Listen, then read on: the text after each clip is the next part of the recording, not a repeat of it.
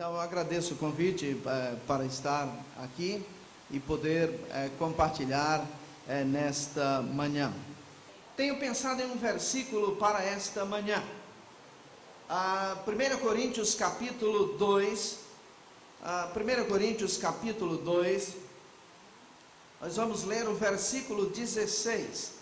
1 Coríntios 2, 16, será a nossa base para esta manhã. É a partir daqui que vamos nos estender um pouco mais e vamos ter a nossa conversa. Um comentário à parte, eu dizia para Elvis que é muito interessante que cada vez mais nos lugares onde vou, os púlpitos ficam cada vez mais altos, ou eu estou diminuindo, alguma coisa está acontecendo. Eu me lembro de alguns anos atrás ter pedido a Deus que me deixasse atrás da cruz, aí ele entendeu que era atrás do púlpito, então está fazendo o púlpito cada vez mais alto, aí assim, mas faz parte, e vamos lá. Então 1 Coríntios capítulo 2, o versículo de número 16, tem uma pergunta de Paulo e uma afirmação. Quem conheceu a mente do Senhor para que o possa instruir? Uma pergunta. Quem conheceu a mente do Senhor para que o possa instruir? E aí ele responde: nós, porém, temos a mente de Cristo. Eu não sei vocês, mas eu tenho alguns problemas com esse nosso irmão Paulo em várias das suas afirmações. E parte dos problemas que eu tenho com Paulo é porque ele faz determinadas afirmações sem definir muito o que é que ele quer dizer com isso. Então, como ele não define, aí cada um vai tendo as suas opiniões, vai fazendo as suas interpretações para poder tentar chegar-se um pouco mais próximo daquilo que imaginamos seja ele. Porque, por exemplo, quando ele diz, quem tem a mente de Cristo? Se perguntássemos aqui assim, quem de vocês tem a mente de Cristo, levante a mão. Talvez alguns pudessem levantar as duas, uns poucos. Outros talvez levantassem uma, e outros talvez levantassem o dedo, e outros talvez dissessem o seguinte, é melhor ficar com o braço abaixado, porque eu não sei o que é que vem pela frente. Paulo diz, quem tem a mente de Cristo? Depois ele diz, nós temos a mente de Cristo, mas ele não diz, não define o que é que ele entende, o que é que ele compreende por ter a mente de Cristo. Para complicar, se você voltar alguns versículos antes, por exemplo, o versículo 11, ele diz, porque qual dos homens, dos seres humanos, sabem as coisas dos seres humanos, senão o próprio espírito humano que está nele, senão o próprio espírito humano que está nele. E aí ele diz, faz uma segunda afirmação, depois de uma pergunta, ele diz, assim também as coisas de Deus, ninguém as conhece senão o próprio Deus. Ninguém conhece as coisas de Deus senão o próprio Deus. Quem tem a mente de Cristo, nós temos a mente de Cristo.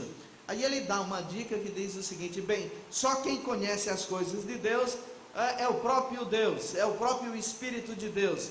Pressupõe-se por inferência que aqueles que têm o Espírito de Deus conhecem a mente de Cristo. Entretanto, isto é uma interpretação nossa, é uma interpretação. Muitos não gostam muito de estudar teologia. Na verdade, teologia no Brasil e na América Latina é considerado luxo, porque diz que desvia as pessoas, faz com que a pessoa pense muito e evangelize pouco. Mas deixe-me citar aqui um teólogo que é considerado o pai dos pregadores, Spurgeon. Ele diz o seguinte, que sejamos bem instruídos em teologia, pois se fôssemos bem instruídos em teologia, a realidade seria diferente. Muitos pregadores não são teólogos e disso procedem os erros que cometem. Em nada pode prejudicar um evangelista o ser também um teólogo. Em nosso meio há muitas vezes quem diga o seguinte: nós precisamos mais de homens e mulheres de Deus do que de teólogos. Nós precisamos de mais de homens e mulheres que façam a obra e menos homens e mulheres que pensem. Às vezes não conseguem entender que a nossa ação está relacionada, está intrinsecamente ligada, conectada com aquilo que nós pensamos, com a forma como nós pensamos. Existem dois tipos de teologia, pelo menos. Existe aquilo que é chamado de teologia apodítica, que é a teologia sistemática, que faz afirmações sobre Deus. Deus é isso, Deus é aquilo e tal. É esta a qual nós estamos mais acostumados e acostumadas. Então, esta teologia positiva, esta teologia declarativa, esta teologia que nos diz quem é Deus. Entretanto, se nós realmente somos honestos e sinceros, nós temos de entender que tudo que nós dizemos sobre Deus, a respeito de Deus, é muito pouco para definir Deus. As nossas definições de Deus, elas são sempre parciais e incompletas. Quando nós dizemos que Deus é Pai, Ele é Pai, mas não é Pai. Ele é Pai, mas não é Pai. É uma aproximação. Por quê? Há pais que estupram as suas filhas. Então, se você diz que Deus é Pai e é só Pai, o que é que vai acontecer? Uma menina que foi estuprada, violentada pelo seu pai, na hora em que disser o seguinte: Deus é Pai, ela fecha imediatamente as pernas. Então, Deus é Pai, mas Deus também é mãe para alguns. Para outros, Deus pode ser um bom tio ou uma boa tia. Para outros pode ser um avô, uma avó, porque Deus está acima de toda e qualquer concepção humana. Então a teologia apodítica, ela afirma o que Deus é, mas estas afirmações, elas devem ser vistas, devem ser entendidas como sendo parciais, ela não depende de tudo. Há um outro tipo de teologia, que é chamada de teologia apofática, ou teologia negativa. A teologia apofática, ela parte da ideia da kenosis, de que é preciso esvaziar-se e de que o próprio Deus se esvazia para poder ser compreendido pelos seres humanos limitados como eu e você. Isso porque nós temos a mente limitada e Deus é ilimitado. Ora, se Deus é ilimitado e nós somos limitados, o limitado nunca pode compreender totalmente o ilimitado.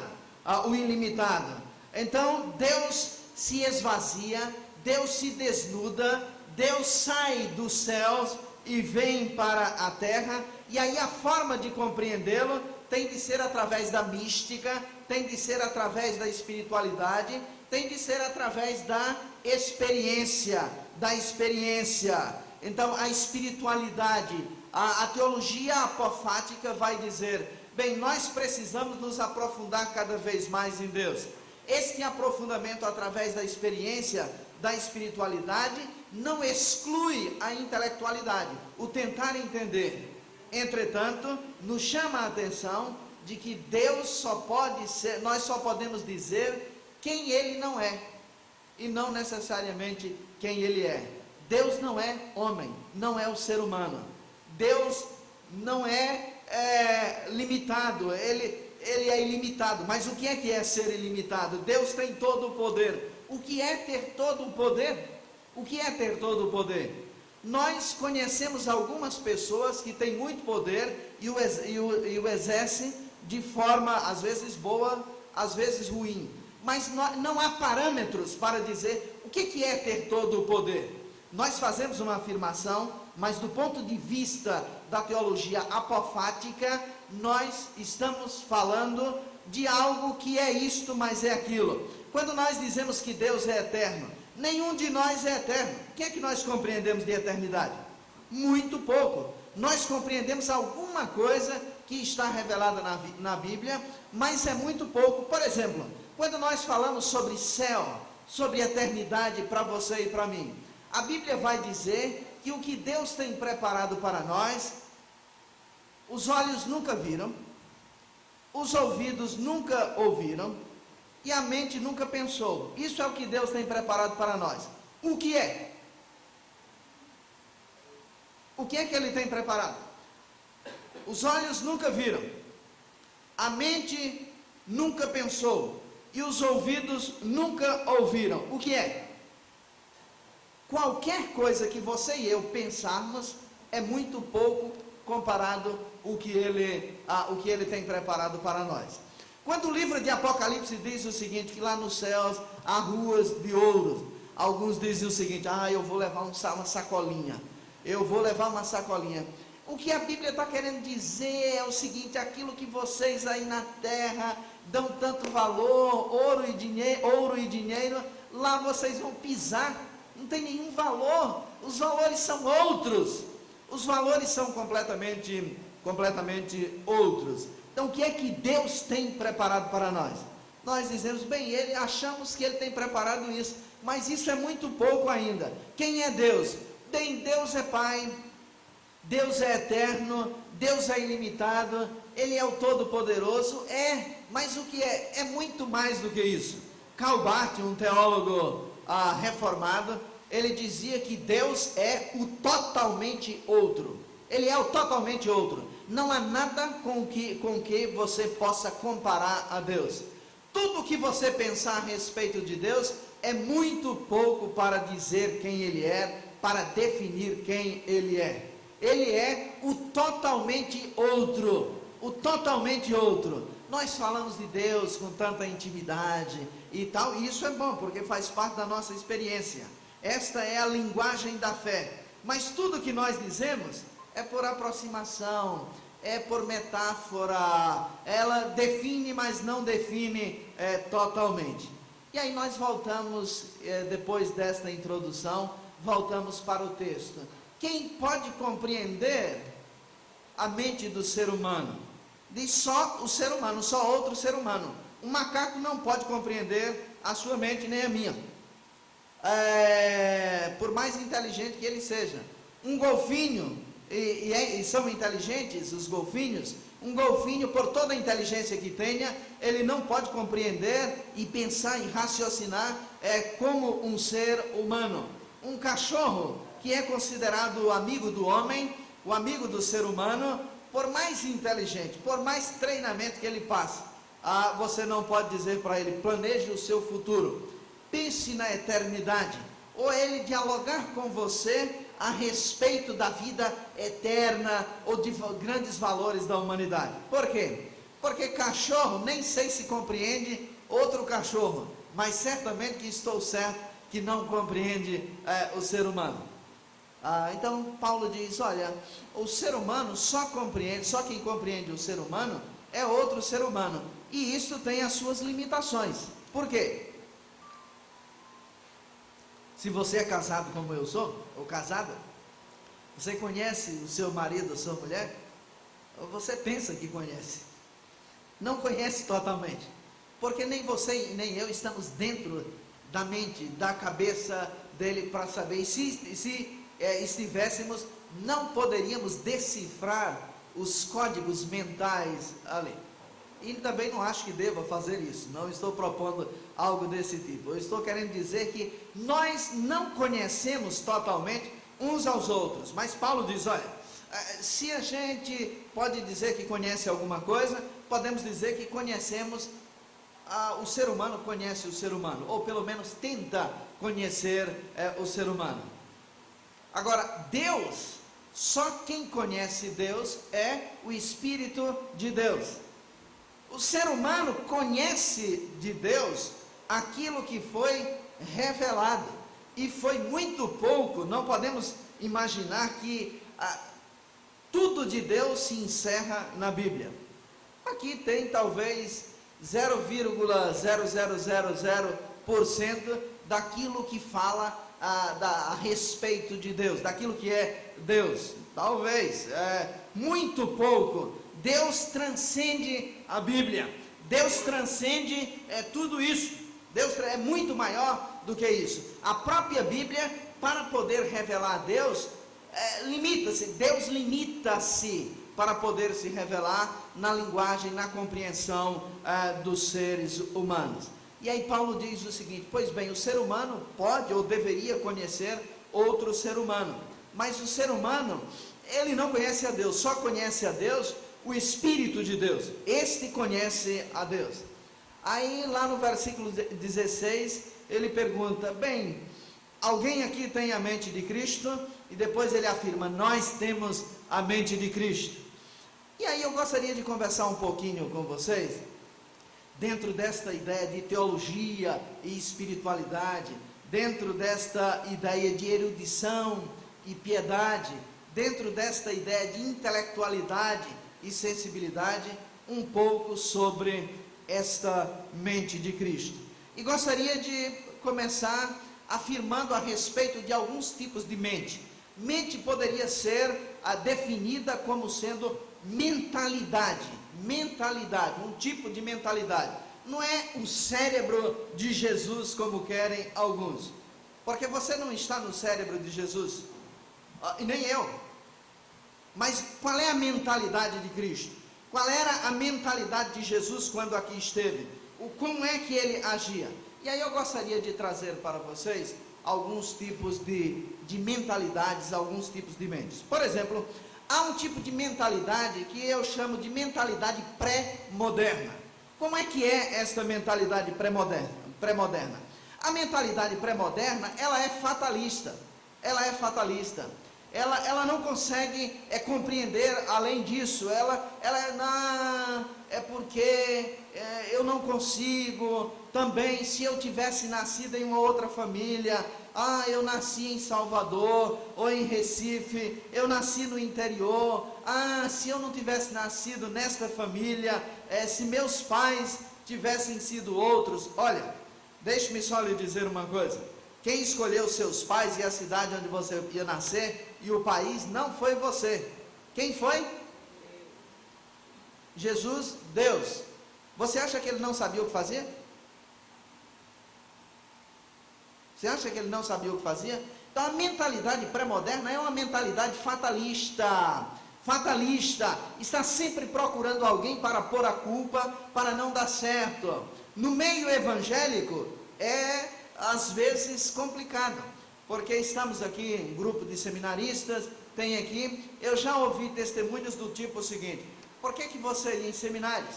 Por que você decidiu vir para o seminário e estudar para ser um pastor, uma pastora? Bem, eu tentei vestibular para medicina uma vez, tentei vestibular para enfermagem 2 vezes, aí depois não deu certo, eu saí da área de saúde, tentei para administração, não deu, comecei contabilidade, não deu, aí não deu certo, aí entendi que Deus estava me chamando para o seminário. Quer dizer, este é uma mentalidade fatalista. Eu não dou certo em nenhum lugar, então eu preciso ir para a igreja. Você gostaria de ter um pastor, uma pastora dessa? Eu diria para você o seguinte: eu provavelmente não.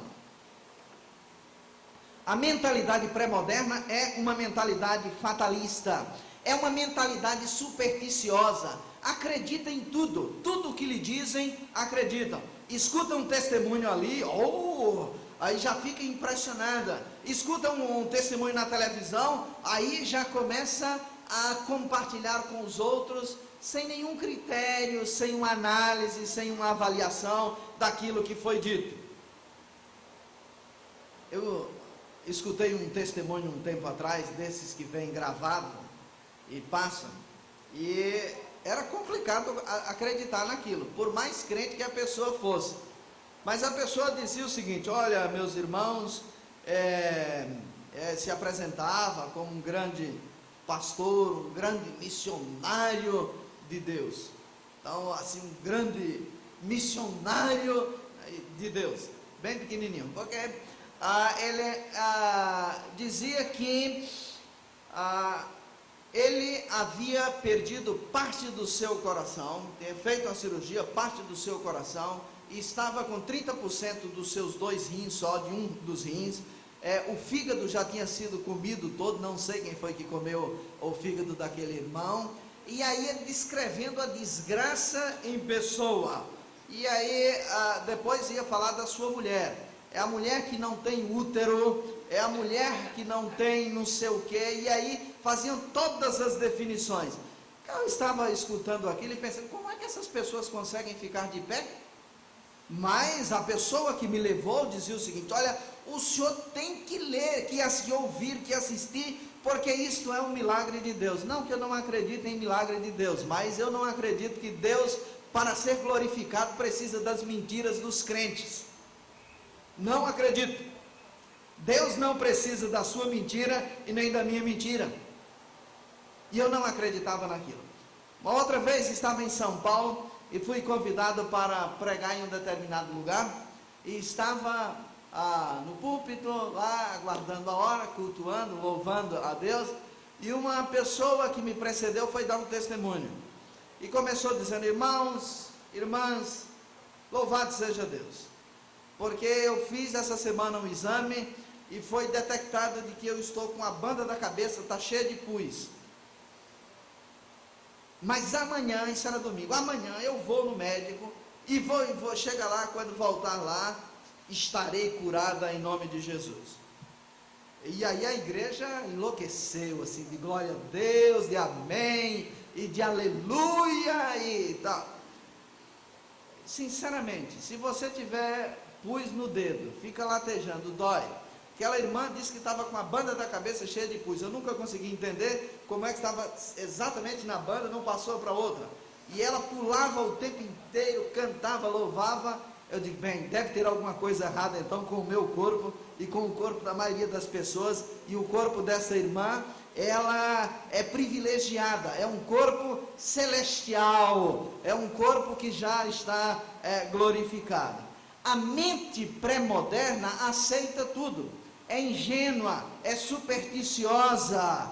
Na mente pré-moderna, a ideia é o seguinte, no tipo de mentalidade, é que Deus é tudo. Deus é absolutamente tudo. Aí as pessoas dizem o seguinte: Deus é o primeiro na minha vida. Olha, se Deus é o primeiro na sua vida hoje, Ele poderá ser o segundo amanhã, e o terceiro depois da manhã. Agora, se Ele é o fundamento da sua vida, do seu ser, Ele não é o primeiro, Ele é o fundamento.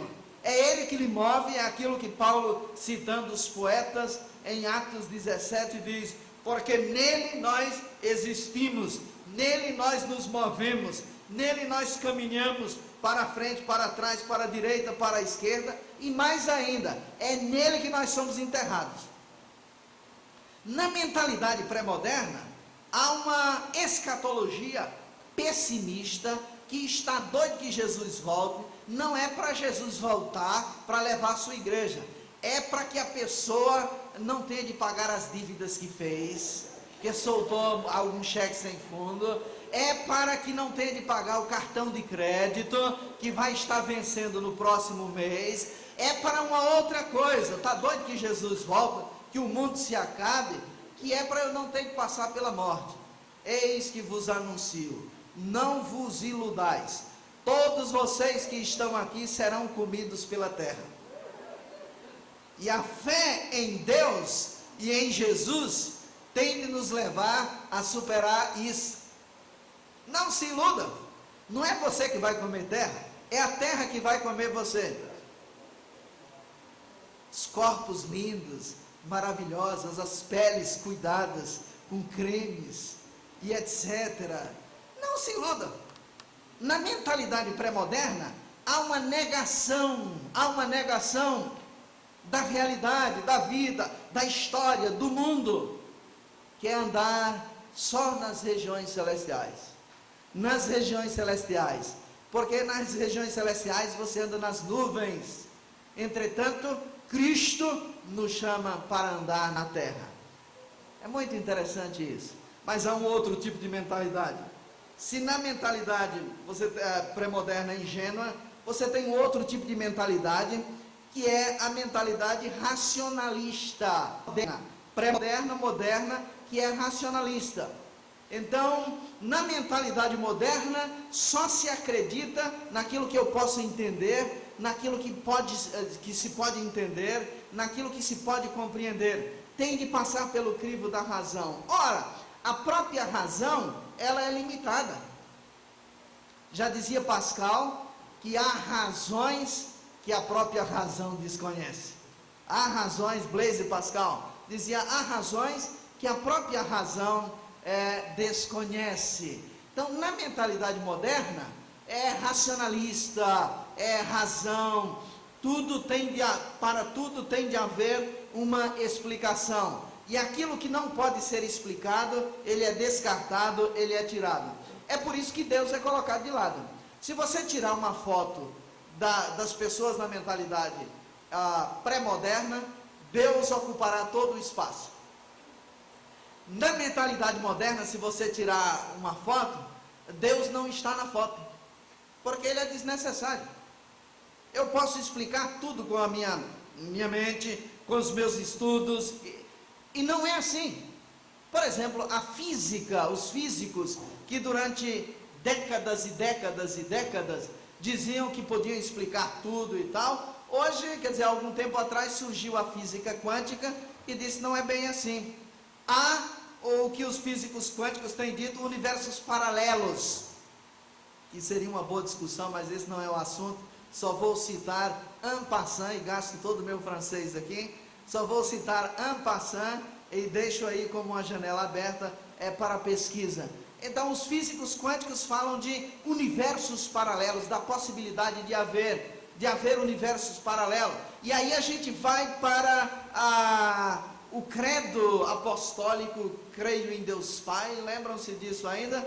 Aqueles creem em Deus, que não sei por que os crentes não repetem, a grande maioria, na tradição da igreja, repetia-se o credo, especialmente depois da pregação, porque se o pregador tivesse dito alguma besteira, alguma heresia, a igreja reafirmava no que cria. Creio em Deus Pai Todo-Poderoso, Criador dos céus e da terra, e em Jesus Cristo, seu único Filho, nosso Senhor, e fazia uma declaração de fé. Mesmo que o pregador tivesse dito algumas heresias, a igreja reafirmava a sua fé.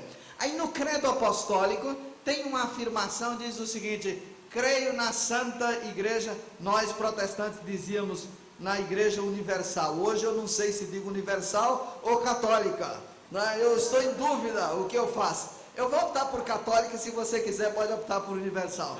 Creio na igreja, na Santa Igreja Católica. Aí tem assim, na comunhão dos santos. O que é a comunhão dos santos? É a comunhão dos irmãos. Bem, o credo não surgiu agora, no século XIX e nem no século XX. Você tem de ir no século em que o credo foi redigido e tem de entender o que é que os crentes daquela época pensavam sobre comunhão dos santos. E aí, quando você vai para lá, você descobre o seguinte, que os teólogos daquela época fizeram o seguinte raciocínio. Pois bem, foram ao Evangelho e descobriram Jesus dizendo: Deus não é Deus de mortos, mas de vivos. Então Deus é Deus de vivos. Se Deus é Deus de vivos e não de mortos, todos estão vivos. As pessoas vivem aqui e quando saem daqui vão viver em outro lugar com Deus, mas todos são vivos, porque Deus não é Deus de mortos, mas Deus de vivos. E aí eles disseram: bem, se Deus é Deus de vivos e não de mortos, a igreja é composta por duas espécies de crentes: daqueles que já foram e estão vivos, e daqueles que estão vivos aqui, mas estão indo para lá. Então cremos na comunhão dos santos que foram e dos santos que estão indo, porque você está indo, meu irmão, você está indo, minha irmã, não tenha dúvida, não há o que você possa fazer para ficar. Pode fazer cirurgia plástica, isso vai fazer muito bem, pode fazer lipoaspiração se tiver dinheiro, com um cirurgião adequado, isso vai ser muito bom para a sua autoestima, mas isto não impedirá da terra comer o seu corpo bonito, lindo, maravilhosa, bronzeada. Na mentalidade moderna há um racionalismo, exclui-se Deus porque não se pode compreender Deus. não se pode reduzir a Deus a um objeto de estudo, de pesquisa. Então, tira-se Deus. Por exemplo, se você pega Emile Durkheim, aqueles que estudaram sociologia aqui, vão se lembrar desse nome. Emile Durkheim diz o seguinte: Deus existe, mas não é o que as pessoas pensam. Deus não é isso. O que é que antes de você chegar já estava aqui?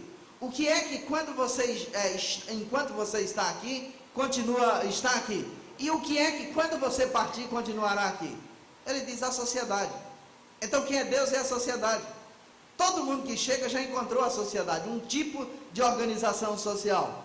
E enquanto você está, precisa obedecer a esta sociedade, porque se não obedecer, vai preso, se desobedecer vai ser punido, ou vai ser abençoado pela sociedade. Agora, quando você partir daqui, quem permanecerá? A sociedade. Então Durkheim diz, a sociedade é Deus. Esta é a conclusão de Durkheim.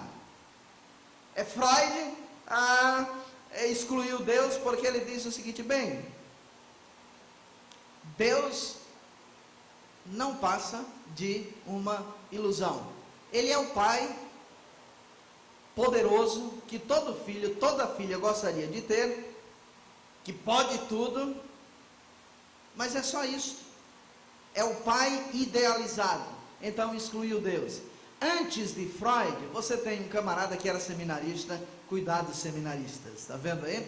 Como é perigoso? É Feuerbach, que foi seminarista e depois decidiu fazer outro caminho. Feuerbach disse o seguinte: Deus é a imagem idealizada, seja de um pai, seja de uma pessoa, seja de uma própria sociedade. Então, Deus não existe. Na mentalidade moderna, exclui-se Deus, porque não se pode explicá-lo, não se pode reduzi-lo para que alguém possa entendê-lo, compreendê-lo total e completamente. Então, exclui-se Deus. Mentalidade pré-moderna, se aceita tudo, de forma ingênua. Quanto mais emoção, melhor. Na mentalidade moderna, não há nenhuma emoção. E exclui-se Deus, porque não se pode explicá-lo, não se pode falar. E mais próxima de mim, que é chamada da mentalidade moderna. Na mentalidade pré-moderna, Deus é tudo. Na mentalidade moderna, Deus é nada. Na mentalidade pós-moderna, Deus é simplesmente irrelevante. Não importa. Não importa. Isso é o que nós estamos vendo nos dias atuais. Estamos na chamada era pós-moderna. Deus é irrelevante. Mesmo nas igrejas, as pessoas dizem que Deus é tudo, mas cada um toma a sua decisão e faz o que bem quer, entende? Cada um faz o que bem quer, entende? Deus é tudo desde que não exija nada de mim. Deus é tudo, Ele pode continuar sendo tudo, desde que me dê liberdade para eu fazer o que eu bem quero, entenda. Então, na mentalidade pós-moderna, Deus é irrelevante. Vamos voltar à metáfora da foto. Se você tirar uma foto da mentalidade pré-moderna, Deus toma todo o espaço. Se você tirar uma foto na mentalidade moderna, Deus não ocupa nenhum espaço, Ele está fora. Na mentalidade pós-moderna, se você tirar uma foto, é dizer assim, você quer que inclua Deus na foto? O fotógrafo pergunta. Você quer que inclua Deus na foto? A pessoa diz assim, tanto faz, não importa, tanto faz. Na mentalidade moderna, você quer que Deus esteja na foto? É claro, isso é pergunta. Na mentalidade moderna, você quer que Deus esteja na foto? Deus me livre, tira Ele de lado. Na mentalidade pós-moderna, tanto faz, não importa. Talvez pendure Ele ali, porque Deus passa a ser servo do ser humano. Deus passa a ser servo e servir o ser humano. Agora, Senhor, vou determinar, o Senhor vai fazer, porque o Senhor tem que fazer, e se o Senhor não fizer, o Senhor vai se haver comigo, porque o Senhor se inscreveu aqui. Já viu isso alguém dizendo? Já conhece alguém que trabalha essa temática. O senhor tem que fazer, porque se o senhor não fizer, ora se o senhor faz, porque o homem de oração manda no céu. O homem de oração não manda nem sua própria vida, quanto mais no céu. Não manda nem na sua própria vida, quanto mais no céu. Quem sempre mandou, continua mandando, e continuará mandando no céu, sempre foi Deus, é Deus e será Deus. Vou trazer uma afirmação aqui para você. Vou desiludir, procure um psicólogo depois, se você não aguentar isso daqui, que vai lhe ajudar. Você nunca foi, nem é e nem nunca será Deus. Vou repetir. Você nunca foi, nem é e nem nunca será Deus. Então não tente mandar em Deus, porque não conseguirá. Deus continua fazendo o que lhe apraz, o que Ele quer, como Ele quer, apesar de você e apesar de mim, e apesar de mim. Muitas vezes nós adotamos a mentalidade pós-moderna e não percebemos que dizemos que temos a mente de Cristo, a mentalidade de Cristo, mas a nossa mentalidade muitas vezes está muito aquém desta mentalidade de Cristo. Então, na mentalidade pós-moderna, Deus é irrelevante. Há um outro tipo de mentalidade que vai bem de acordo com essa mentalidade pós-moderna, que é a mentalidade consumista. Consumir, tem de consumir, tem de comprar, tem de ter. Ora, esta mentalidade pós-moderna consumista é um tipo de mentalidade de alguma forma ingênua e, portanto, pré-moderna. Ela vê na pré-modernidade, na mentalidade pré-moderna, você tem uma crença excessiva em demônios. Tudo é o demônio, foi o tranca-rua, você não deu certo, o menino não passou na prova porque o tranca-rua lá trancou os olhos dele e ele não conseguiu isso. Não passou às vezes porque não estudou o suficiente, não passou porque não se debruçou o suficiente, não se esforçou o suficiente. Então, na mentalidade consumista, está ligada também com um tipo de mentalidade pré-moderna, porque a pessoa quer ter. Aí você tem de ter o melhor celular, o que saiu essa semana, porque o outro não dá. Lembram-se que quando o celular saiu, eram aqueles tijolões. E a pessoa botava ele aqui assim, que era para todo mundo saber. Dava com um tijolo que parecia uma arma, né? E chegava telefonando para os outros. Alô. Hoje, quanto menor, melhor, pequenininho e tal. E agora não basta só falar, tem que tirar foto. E agora não basta só falar e tirar foto, tem de ter televisão. E agora não basta só falar, tirar foto e ter televisão, tem de conectar a internet, tem não sei o que. É uma parafernália tão grande que, vamos e venhamos, nós usamos talvez 3 ou 4% daquilo que nós compramos. Mas a gente precisa comprar para mostrar que nós podemos, porque afinal de contas os filhos de Deus, as filhas de Deus são cabeça e não cauda. Agora não esqueça que, não esqueça que dizem que o diabo tem cabeça e cauda também. Porque a pessoa acaba gastando o que não tem para comprar o que não precisa, para poder se tornar parecido com alguém que ela não gosta. Vou repetir. Esta mentalidade consumista leva a pessoa a gastar o que não tem para comprar o que não precisa, o que não vai usar, para se tornar parecido com alguém que ela não gosta. Essa é a mentalidade consumista. Tem de consumir. E aí, como os crentes são bons nisso, eles aprendem a consumir também boas pregações. Então eles vão na igreja, dependendo quem é que vai estar pregando, dependendo de quem estiver pregando, eu vou. Quem é que vai estar pregando? Se não for quem eu acho que deve ser, então eu não vou. Eu fico em casa assistindo o reverendo Faustão, ou o reverendo Gugu Liberato, ou qualquer outra desses aí assim. Fica-se lá, porque é mais edificante, é mais emocionante. E aí ele vai no culto quem é que é o ministro ou a ministra de louvor? Tem de ser um animador de programa de televisão, né? Se não animar bem, aí já viu como é que foi o culto. Ah, hoje não foi muito bom não. Eu não sei, tinha alguma coisa estranha, o pessoal estava frio. Eu pelo menos não senti um arrepio na espinha, que é tão comum. Isso é falta de adrenalina produzida pelo cérebro. Isso não é falta de Jesus não, é adrenalina produzida pelo cérebro. Algumas pessoas vão à igreja e tem muita emoção. Se a mensagem, pelo menos a pregação, o sermão, abaixa um pouquinho e traz alguma coisa que alimente, ali faça essa ponte entre erudição e piedade, intelectualidade e sensibilidade, traz o equilíbrio. Se não, o culto, todo o louvor, a adoração foi só emoção pura, e a pregação vem com mais emoção ainda. Então o cérebro produz, e eu não sou cientista, médico, converse com o médico que ele vai lhe dizer isso.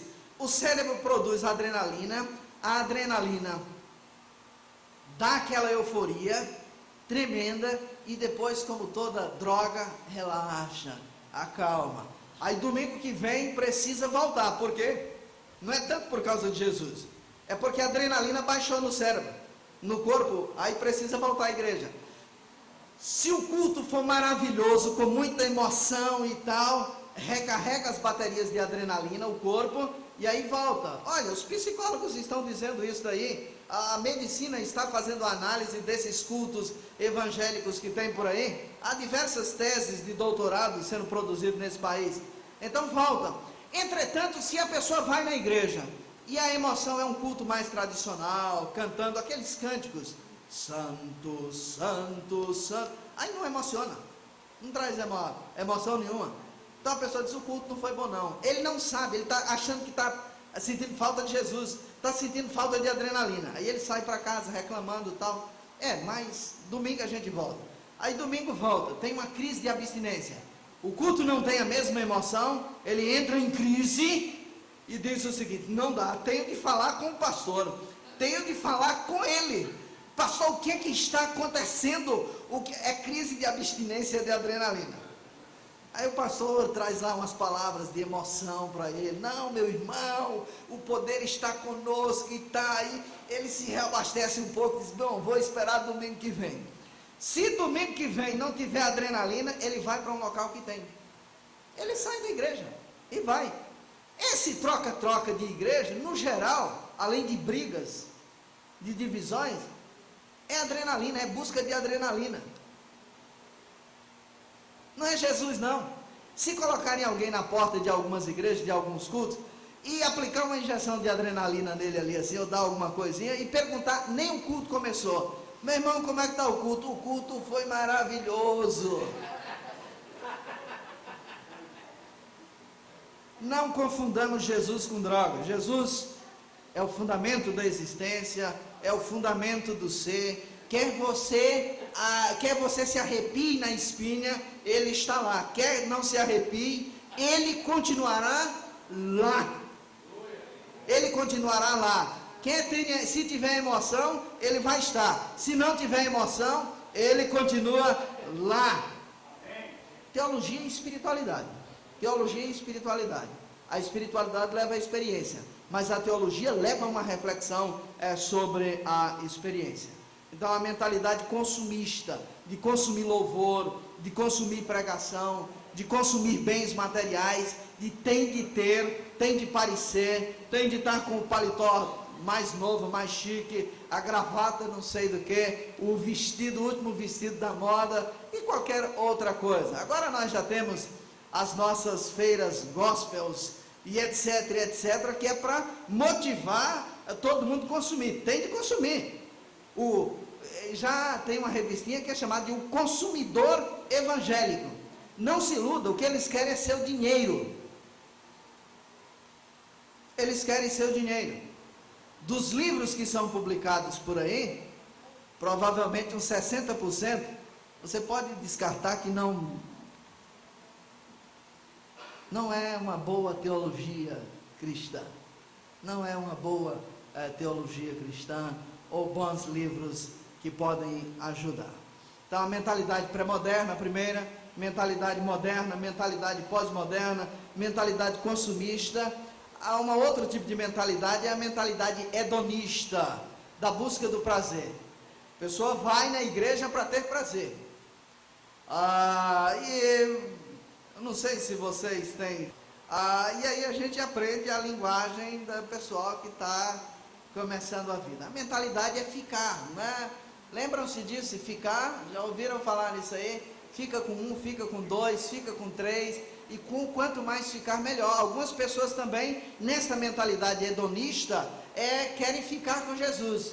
Então vão com Jesus, dá um agarro nele no domingo, e aí durante a segunda-feira pode ficar com outro, não tem nenhum problema. De segunda a sábado pode ficar com quem quiser. Então fica com Jesus no domingo, mas está livre para ficar com quem quiser durante a semana. A mentalidade hedonista faz com que os cristãos busquem o seu prazer. Deus não é contra prazer, não é contra alegria, mas quando se busca o prazer pelo prazer, aí nós estamos entrando em uma filosofia de vida, em um estilo de vida, e a própria palavra hedonismo é um conceito que é a busca do prazer pelo prazer, porque a vida não tem razão de ser e nem razão de existir. Então busca-se este tipo de mentalidade, que é a mentalidade hedonista. Um outro tipo de mentalidade é a mentalidade ateia. Onde simplesmente a pessoa decidiu de que Deus não existe. E nos últimos anos, os ateus têm saído do armário.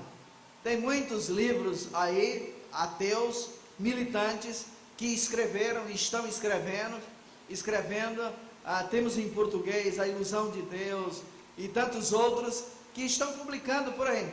Deus não existe. A pessoa conseguiu entender, compreender todo o universo, conseguiu compreender tudo, e aí depois chegou à brilhante conclusão de que Deus não existe. Participei, acho que uns 3 anos atrás, de uma igreja na Vila Mariana, em São Paulo. Participei de um encontro de jovens, um sábado à noite, um debate, sobre ateísmo. Então levaram o presidente de uma sociedade ateia do bairro, e tinha um menino, agora já começa a dizer isso, começa a ficar com medo, menino de 19 anos, era o presidente da sociedade ateia no bairro.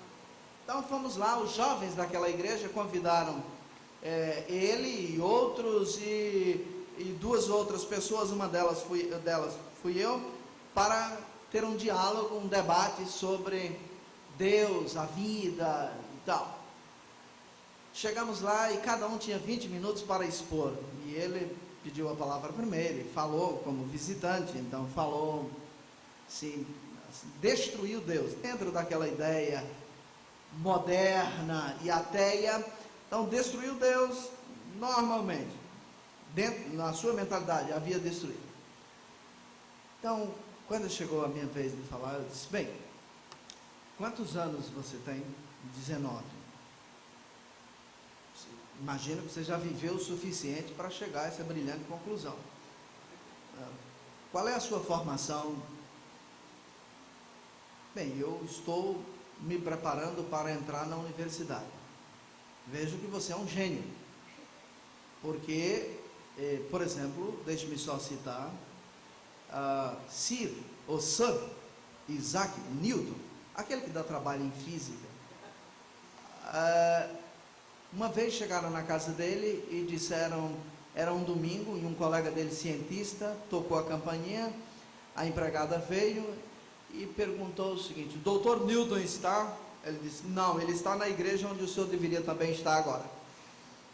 Então veja que você é mais inteligente do que Newton. Uma outra coisa, vejo que você superou Einstein, que dizia que Deus não joga dados com o universo. Bem, se Deus não joga dados, pelo menos ele existe.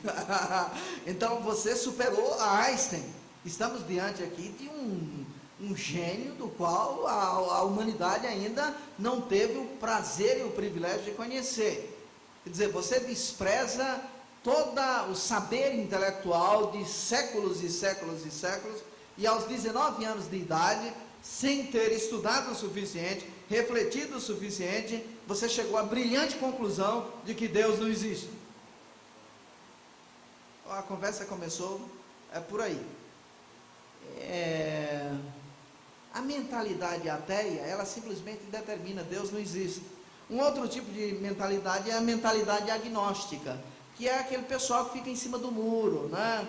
Bem, pode ser que exista, pode ser que não exista, então eu vou acender uma velinha para ele, uma outra velinha para aquele outro, porque vai que ele existe. Eu não tenho prova suficiente, mas de repente será possível, é possível que ele exista. Então a mentalidade agnóstica é aquele tipo de mentalidade onde a pessoa não tem a coragem suficiente para assumir, para se aprofundar um pouco mais e poder tomar uma decisão e correr o risco.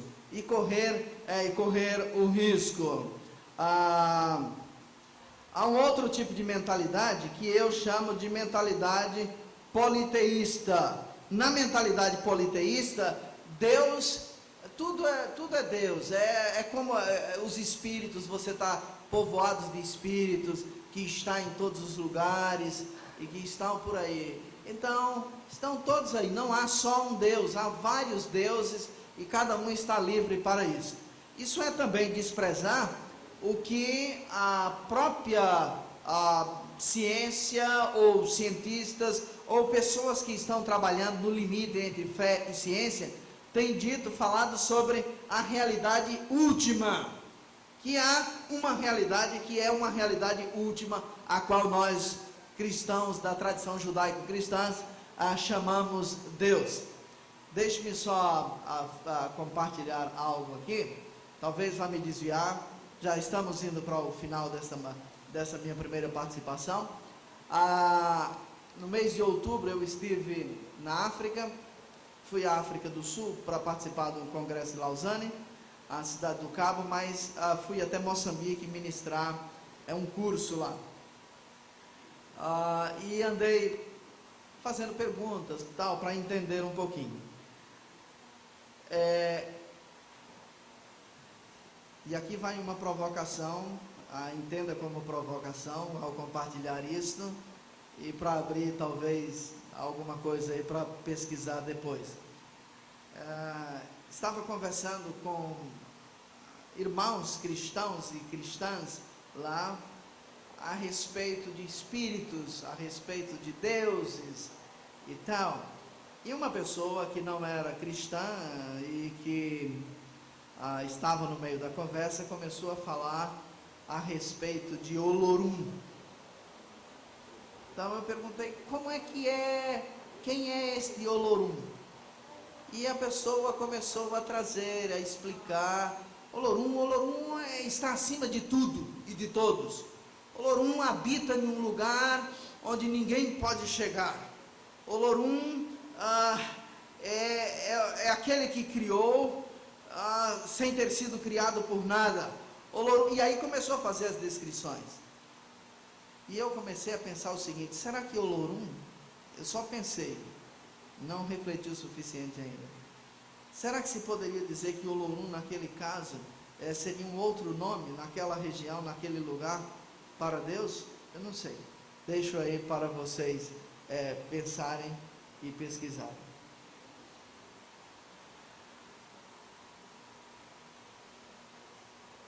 Em 10 minutos termino esta primeira participação. Um outro tipo de mentalidade é a mentalidade panteísta. Na mentalidade panteísta, a mentalidade panteísta parte do pressuposto de que tudo é Deus e Deus é tudo. Então, as cadeiras nas quais vocês estão sentadas são deuses, é Deus. As paredes também. A barata que se encontra em alguns lugares, ela também é Deus. O cachorro é Deus, tudo é Deus e Deus é tudo. Tudo é Deus e Deus é tudo. Então o próprio ser humano, ele não existe de fato, ele não existiria de fato, porque ele seria uma emanação dos deuses. ele seria uma emanação, uma fagulha do próprio Deus, mas não existiria como indivíduo. Ele passa aqui e depois vai. Crátilo, um filósofo do século I, enquanto Heráclito dizia que ninguém pode beber do rio duas vezes, porque tudo está em constante movimento, Crátilo disse o seguinte: ninguém pode beber nem uma única vez, porque tudo está mudando de tal forma que quando ele se abaixa para pegar, ele não pega mais aquele rio que ia pegar, e quando ele pega algum, aquele que ele pegou já não é mais o mesmo, e tudo. Então Crátilo disse: ninguém bebe água do rio nem duas vezes, porque está tudo em tão constante mudança. Ele chegou a dizer o seguinte: eu de fato nem sei se eu existo, nem sei se eu existo. A mentalidade panteísta bebe por aí, vai por aí. Um outro tipo de mentalidade é a mentalidade budista, zen, apática, tranquilo, o mundo está pegando fogo, e a pessoa está zen, tranquilo, meu irmão, minha irmã, está tranquilo. Esse é o tipo de mentalidade budista. Em São Paulo, na Avenida Paulista, naquele espaço que é o mais caro do país, há salas que são alugadas por budistas para meditação e para levar, as pessoas vão. Muitas vezes a pessoa termina de fazer um negócio e dá um desfalque, fazer isso, fazer aquilo, aí precisa dar muita atenção, então vai lá para relaxar um pouquinho, põe uma música tranquila, zen, não é questionado, não é impactado, não é chamado. Não é esse o tipo de mentalidade que a Bíblia fala. Então a mentalidade budista, mentalidade zen, uma mentalidade apática. Quem é que Siddhartha Gautama disse? Buda disse. Ele disse o seguinte: nós sofremos por... Qual é a causa de todo o sofrimento? A causa de todo o sofrimento, disse Buda, é o desejar. As pessoas sofrem porque desejam. Desejam o homem, desejam a mulher, desejam uma roupa, desejam um sapato, desejam viajar. Então isso causa sofrimento. O que é que você tem de fazer para não sofrer? Disse Buda: você tem de eliminar o desejo. Então, desejar, não desejar, também é desejar. Portanto, você não pode desejar, não desejar.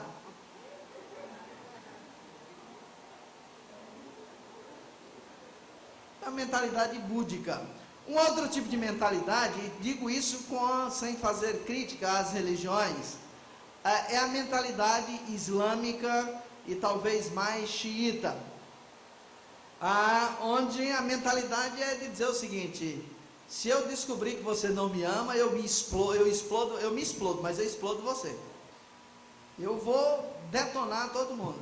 Não mexam comigo, porque se eu tiver de sair daqui, eu detono todo mundo. Essa mentalidade, conhece cristão assim? Diz: olha meu irmão, olha minha irmã, não pise no meu calo, porque se pisar, eu não só grito, mas eu explodo com você, a mim e a você. Esse é o tipo de mentalidade xiita. A mentalidade judia é a mentalidade do Deus é por nós, Deus é por nós. Sabe de uma coisa? Eu acho que nós cristãos nos achamos os queridinhos de Deus. Não há, deixe-me só dizer uma coisa, não há absolutamente nada o que você possa fazer para deixar Deus mais feliz, ou para ser mais amado ou mais amada por Deus. Você não foi mais amado ou mais amada por Deus porque você aceitou Jesus. Você já era amado por Deus. E o amor de Deus, você não pode dizer assim: não, mas ele me amava bem assim, agora ele me ama assim. O amor de Deus é amor. Diz que ele nos amou quando nós éramos ainda pecadores, isto é, antes e muito antes de você e eu pensarmos em nos entregar a Cristo, nós já éramos amados por Ele. Não há nada o que você possa fazer para diminuir esse amor. Eu vou me desviar, vai continuar sendo amado. Eu vou me matar, vai morrer sendo amado por Deus. Eu não vou mais à igreja, não tem problema. O amor de Deus não vai diminuir por você. Não há nada que você possa fazer para Deus deixar de amá-lo. Você pode não aproveitar desse amor, não se deliciar desse amor, mas Deus, o amor de Deus não diminui por você, nem por você ou por mim. Essa mentalidade de Deus por nós é a mentalidade, de alguma forma, do venha a nós e vosso reino nada. Eu quero as coisas para mim. Deus é por nós. E veja o que a Bíblia diz: se Deus é por nós, quem será contra nós? Eu posso lhe dizer muita coisa. Muita gente que é contra nós. Por exemplo, Jesus. Deus era com Jesus? Quem foi contra Jesus? Os fariseus foram contra Jesus. Os saduceus foram contra Jesus. Os essênios não foram a favor de Jesus. Os sacerdotes foram contra Jesus. Se Deus é por nós, quem será contra nós? Você teve alguém que já lhe perseguiu? Teve alguém que já levantou falso contra você? Teve alguém que pisou no seu calo? Se Deus é por nós, quem será contra nós? O diabo será contra você. E muitas outras pessoas serão contra você. Porque foram contra Jesus. Foram contra os profetas. Aí, então, como é que eu fico com esse texto, pastor? Bem, você não fica, você interpreta. Você interpreta. E deixe-me só fazer propaganda do livro que tem ali, Catarina. Tem uma frase de Catarina Buzzi que ela diz o seguinte: eu não somente leio a minha Bíblia, eu a interpreto. Eu a interpreto. E é a interpretação que faz toda a diferença. Então, a mentalidade judia, e me perdoe os judeus, a minha intenção não é denegrir essa ou aquela religião, mas é aquela mentalidade de Deus por nós. Ele vai nos dar tudo. Eu posso cruzar os braços e Ele vai fazer tudo por mim, e eu vou, porque sou seu filho, e porque sou seu filho, sua filha, Ele vai me dar todas as coisas. Isso é mentalidade de sanguessuga. Este tipo de mentalidade sanguessuga é mentalidade de, os psicólogos falam de vampiros emocionais. Chupam tudo, e quando você está na frente dessas pessoas, depois de uma hora você sai dali assim, acabado assim. Ah, meu Deus do céu, como é possível? Bem, paramos por aqui. Deus nos abençoe. Amém.